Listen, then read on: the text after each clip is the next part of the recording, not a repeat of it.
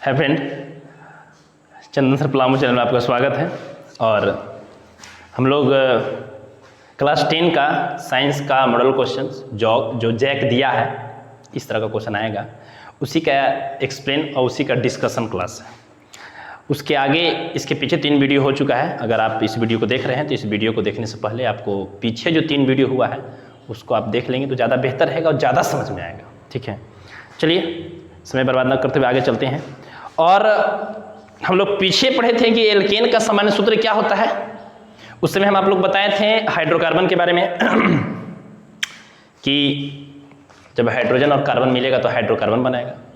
और हाइड्रोकार्बन एक प्रकार यौगिक है। अब हाइड्रोकार्बन का 2 प्रकार होता है, एक संतृप्त और एक असंतृप्त। संतृप्त में एक प्रकार है एल्केन और असंतृप्त में 2 प्रकार है, एल्कीन और एल्काइन। ठीक है, और एल्केन का जो हम सामान्य सूत्र बताए थे आप लोग का, वो था CnH2n+2। एल्केन का CnH2n और एल्काइन का CnH2n-2।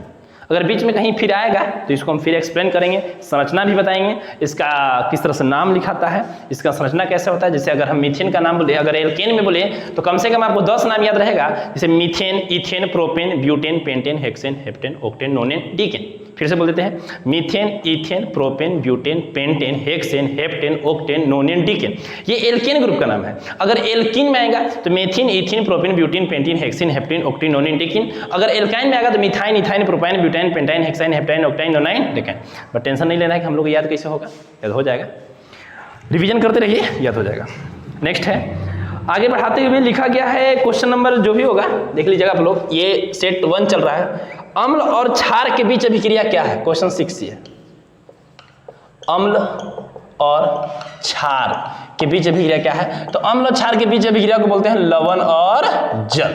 ध्यान दीजिएगा, अम्ल जब क्षार से अभिक्रिया करेगा तो उसे लवण और जल कहेंगे। अम्ल किसे कहेंगे? जिसका स्वाद खट्टा हो उसे अम्ल कहेंगे। लेकिन अगर दूसरा अम्ल की परिभाषा हम बात करेंगे तो आर्हेनियस जी बताए थे कि कोई भी विलयन अगर वो टूटता है और H+ आयन देता है तो वो अम्ल है, और कोई भी विलयन अगर वो टूटता है और OH- देता है तो क्या है?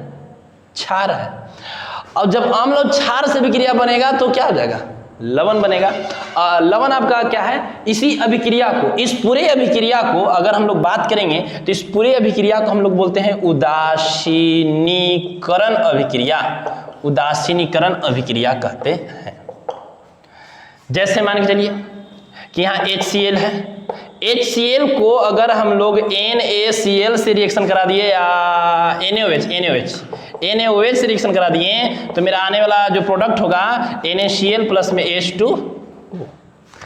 तो HCl क्या है? अम्ल है। कौन अम्ल है? हाइड्रोक्लोरिक अम्ल है। NaOH क्या है? ये भी क्षार है। जो OH देगा, जिसके लास्ट में OH है, वो क्षार है। लेकिन अपवाद में एक आध दो है कि जिसके लास्ट में OH भी रहेगा वो क्षार नहीं है। जैसे अगर हम बोल देंगे तो C2H5OH, बोलिएगा सर देखिए OH है, क्षार है? नहीं, क्षार नहीं है, ये आपका अम्ल है, ये आपका एथेनोइक अम्ल है। C2H5OH एथेनोइक अम्ल है। तो अपवाद में एक दो है जिसके लास्ट में OH रहेगा वो अम्ल कहलाता है। लेकिन जनरली अक्सर माने 95% में जिसके लास्ट में OH रहेगा वो क्या कहलाएगा? क्षार कहलाएगा। और जो H+ देगा वो क्या कहलाएगा? अम्ल कहलाएगा। जिसका स्वाद में खट्टा हो अम्ल है, जिसका स्वाद में कड़वा हो वो क्षार है आपका। ठीक है, चलिए देखिए।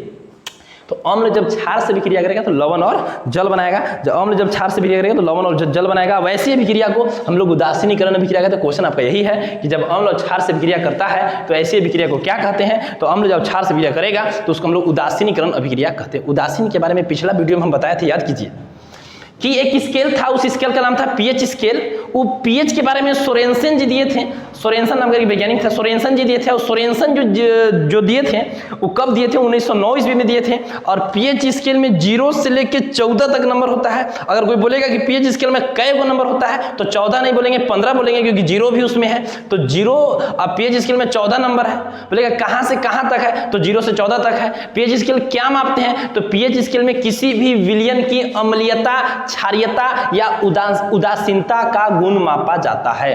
किसी भी विलयन का मान अगर 7 से कम रहेगा तो वो क्षारीय अम्लीय कहलाएगा। किसी भी विलयन का मान 7 से ज्यादा रहेगा तो क्षारीय कहलाएगा। और किसी भी विलयन का मान 7 रहेगा तो आपको उदासीनीकरण कहलाएगा। ठीक है, तो चलते हैं आगे और आपको बताते हैं, समझ में आ रहा होगा। अगर नहीं भी आ रहा होगा तो आप बताएंगे। तो अभी हम लोग क्या सीखे? अभी हम लोग सीखे हैं कि जब अम्ल को क्षार से अभिक्रिया कराएंगे तो उसे हम लोग उदासीनीकरण अभिक्रिया कहते हैं। क्वेश्चन आपका यही था। आगे चलते हैं। नेक्स्ट क्वेश्चन से ध्यान दीजिएगा।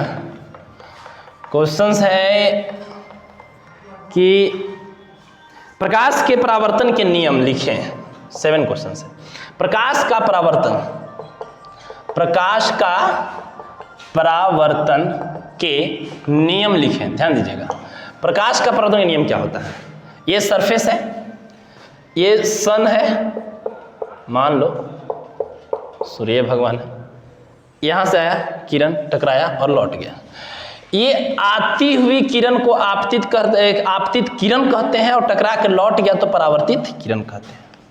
और इसके बीच में आपतित किरण और परावर्तित किरण के बीच में एक लाइन होता है, इसी को हम लोग बोलते हैं अभिलंब। इसी को बोलते हैं अभिलंब। ध्यान दीजिएगा, इसी को बोलते हैं आपतित किरण। आपतित किरण। और इसी को बोलते हैं हम लोग परावर्तित किरण। परावर्तित किरण। अब इसी को बोलते हैं हम लोग आपतन बिंदु। तो प्रकाश परावर्तन किसे कहते हैं? आती हुई प्रकाश किरण किसी समतल से टकराकर लौट जाती है तो उसे हम लोग प्रकाश का परावर्तन कहते हैं। आपतित किरण और परावर्तन के बीच में एक लाइन रहता है जिसका अभिलंब कहते हैं। और आपतित किरण और अभिलंब के साथ जो कोण बनता है उसको आई से दिखाते हैं, और परावर्तित किरण और अभिलंब से जो कोण बनता है उसे आर से दिखाते हैं। जो आपतित किरण और अभिलंब के साथ जो कोण बनता है उसे आपतन कोण कहते हैं, और जो परावर्तित किरण और अभिलंब के साथ जो कोण बनता है उसे हम लोग परावर्तन कोण कहते हैं। परावर्तन कोण को आर से दिखाते हैं, आपतन कोण को आई से दिखाते हैं। अगर बात करेंगे प्रकाश परावर्तन के नियम के, तो प्रकाश परावर्तन के 2 नियम होते हैं। पहला नियम आपका होता है कि आपतन कोण बराबर परावर्तन कोण, आपतन कोण परावर्तन कोण दोनों बराबर होते हैं। दूसरा नियम ये होता है कि आपतित किरण, परावर्तित किरण और अभिलंब तीनों एक ही बिंदु में स्थित होते हैं। चलिए आगे चलते हैं। समझ में आ रहा होगा। अगर न भी समझ में आए तो श्योर बताएंगे कि समझ में नहीं आ रहा है, कमेंट बॉक्स में जाके श्योर लिखेंगे। जो नए बच्चे हैं वो सब्सक्राइब करेंगे, शेयर भी करेंगे। चलिए आगे चलते हैं। क्वेश्चन है कि अवतल दर्पण के किन्हीं 2 उपयोग लिखें। ये क्वेश्चन है अवतल दर्पण। इसमें एक तरीका है, ध्यान दीजिएगा। ये समझिए कि जो तरीका भी बता रहे हैं अगर वो समझ में आ गया ना, जिंदगी भर नहीं भूलोगे यार। ठीक है, इसलिए इस तरीका को अच्छे से देखो, अच्छा समझिए। और कोई ऐसा टॉपिक लगता है कि बहुत टफ है, अभी तक हम नहीं पढ़े हैं, तो जाकर कमेंट बॉक्स जरूर लिखिए। उस वीडियो को लेकर, उस टॉपिक से वीडियो बनाएंगे पक्का। अवतल दर्पण का बोलेंगे। क्वेश्चन यह है कि अवतल दर्पण का 2 उपयोग लिखे। अवतल दर्पण का 2 उपयोग लिखना है। अवतल दर्पण को उपयोग जानने से पहले आप उत्तल के जान लीजिए, उसके बाद अवतल को सीख लीजिएगा। उत्तल दर्पण का जो प्रयोग है ना, इसको सिर्फ और सिर्फ गाड़ी के साइड मिरर। अब बोलिएगा साइड मिरर क्या होता है सर? तो जहां ड्राइवर बैठता है तो ड्राइवर के सामने वाला जो ऐनक रहता है ना, उसी को बोलते हैं साइड मिरर। तो गाड़ी के जो साइड मिरर होता है उसमें अवतल दर्पण का उपयोग करते हैं। अब एक बाद बाकी जितना रहेगा सबका प्रयोग कहाँ करेंगे? अवतल दर्पण। तो बहुत सारा है। अरे यार, खाली गाड़ी के साइड मिरर के रूप में किसका लगाएंगे? उत्तल। अब इसके बाद जितना कुछ बोलेगा, सैलून में कौन सा लेंस होता है तो अवतल, दूल्हा दुल्हन के सजने में कौन सा दर्पण होता है सॉरी तो अवतल, ठीक है, सर्च लाइट में कौन होता है अवतल, गाड़ी की हेडलाइट में कौन होता है तो अवतल। यानी मेरा कहने का मतलब है कि उत्तल दर्पण का सिर्फ याद तुम रखो। आप सिर्फ उत्तल दर्पण का याद रखिए कि उत्तल दर्पण का उपयोग होता है गाड़ी के साइड मिरर के रूप में होता है। अब एक बाद बाकी जितना कोई पूछेगा सब बोल देना है अवतल दर्पण का यूज होता है, बस। ठीक है, आगे चलते हैं। नेक्स्ट है, इसके बाद हम लोग को जो क्वेश्चन है वो विद्युत धारा से क्वेश्चन है। इसके पिछले वीडियो में हम बताए थे कि विद्युत धारा का एसआई मात्रक क्या होता है, विद्युत धारा का एसआई मात्रक एम्पियर होता है। इसके पीछे बताए थे कूलॉम आवेश का एसआई मात्रक क्या होता है, तो आवेश का एसआई मात्रक कूलॉम होता है, प्रतिरोध का ओम होता है, प्रतिरोधकता का ओम मीटर होता है। एक और नहीं बताए थे पदार्थ का, तो पदार्थ का एसआई मात्रक मोल होता है। क्या होता है? मोल होता है। और लेंस की क्षमता का एसआई मात्रक डायोप्टर होता है। ठीक है, अगर हम बात करेंगे प्रतिरोध का, तो प्रतिरोध के बारे में ये किसने बताए थे, तो प्रतिरोध के बारे में ये ओम जी बताए थे। ओम का नियम पहला वीडियो में हम बताए थे, ओम का नियम क्या होता है। उस समय हम बताए थे कि ओम जी बोले थे कि किसी भी विद्युत परिपथ में अगर विद्युत धारा प्रवाहित होता है तो विद्युत धारा के प्रवाहित होने पर उसमें जो विभवांतर उत्पन्न होता है, विद्युत धारा के विभवांतर उस विद्युत धारा के समानुपाती होता है। माने विभवांतर बढ़ेगा तो धारा बढ़ेगा, विभवांतर घटेगा धारा भी घटेगा। वहीं पर एक कांस्टेंट राशि था प्रतिरोध R, उसको R कहते हैं, यानी प्रतिरोध कहते हैं। प्रतिरोध को R से दिखाते हैं। प्रतिरोध का मतलब होता है कि किसी भी विद्युत धारा में, विद्युत परिपथ में विद्युत धारा को रोकने का कार्य करना, उसी को हम लोग प्रतिरोध कहते हैं। अब प्रतिरोध को दिखाते हैं R से। अब प्रतिरोध का ऐसा ही मात्रक होता है ओम। ध्यान दीजिएगा, यहां पे क्वेश्चन आपको दिया है प्रतिरोधों का संयोजन, क्वेश्चन 9 है, प्रतिरोधों का संयोजन। अगर हम बात करेंगे कि प्रतिरोधों का संयोजन, तो प्रतिरोधों का संयोजन होता है दो प्रकार से। एकदम ध्यान सुनिएगा, ये आज का लास्ट क्वेश्चन है। एक है श्रेणी क्रम और एक है पार्श्व क्रम। पार्श्व क्रम, इसको ऐसे समांतर क्रम भी कहते हैं। ध्यान दीजिएगा, समांतर क्रम, एक श्रेणी क्रम, एक पार्श्व क्रम, एक समांतर क्रम। श्रेणी क्रम का बात करेंगे तो श्रेणी क्रम का जो समतुल्य प्रतिरोध है R = R1 + R2 + R3 होता है।